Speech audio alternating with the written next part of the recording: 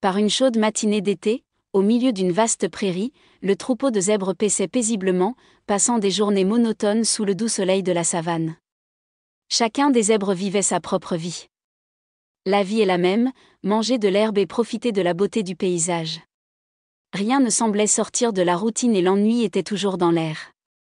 Un jour, quelque chose d'inattendu s'est produit. De quelque part, à l'orée de la forêt, un étranger solitaire, un lion à la fourrure brillante, entre au milieu du troupeau. Les lions ne se mélangeaient pas vraiment avec les zèbres, mais ce lion avait une apparence différente et sa présence piquait la curiosité de tout le monde. Qui est-ce ? Les zèbres s'interrogeaient, et l'atmosphère d'ennui et de silence s'est soudainement transformée en une vague d'émotion et d'enthousiasme. Le regard de l'étranger était fixé sur celui qui se trouvait au milieu du troupeau, le plus beau des zèbres avec ses rayures parfaites et sa posture élégante qui semblait immédiatement attirer l'attention. Avec ses pas gracieux, elle s'approcha du lion, lui sourit doucement et il la regarda avec admiration. Il ne pouvait s'empêcher d'apprécier la beauté de ce zèbre brillant sous le soleil de midi. « Comme c'est beau !» se dit le lion, impressionné par l'élégance et la fierté du zèbre. Sentant l'appréciation de l'étranger, elle se sentit immédiatement victorieuse. Mais elle ne savait pas que ce qui semblait être une simple rencontre prendrait une tournure inattendue quelques jours plus tard. Lors d'une soirée fraîche, alors que le lion partait pour une promenade solitaire dans la savane, près du lac tranquille, il rencontra un autre zèbre. Celui-ci n'avait pas le même éclat que la beauté du premier, mais il avait un charme particulier.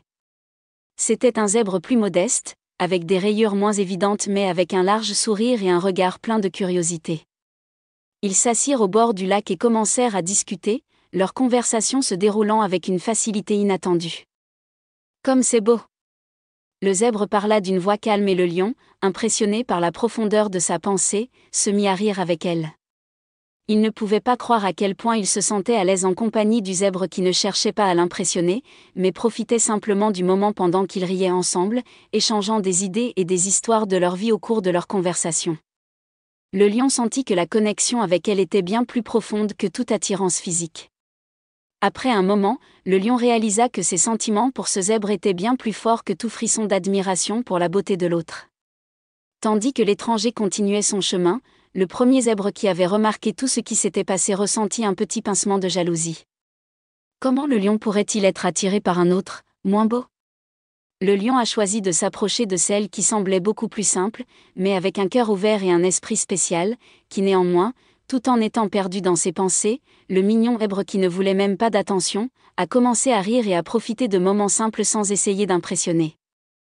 Le lion ne se laissait pas tromper par les apparences, il savait que la vraie beauté vient de l'intérieur et ce qui l'attirait vraiment était la profondeur et la sincérité du deuxième zèbre.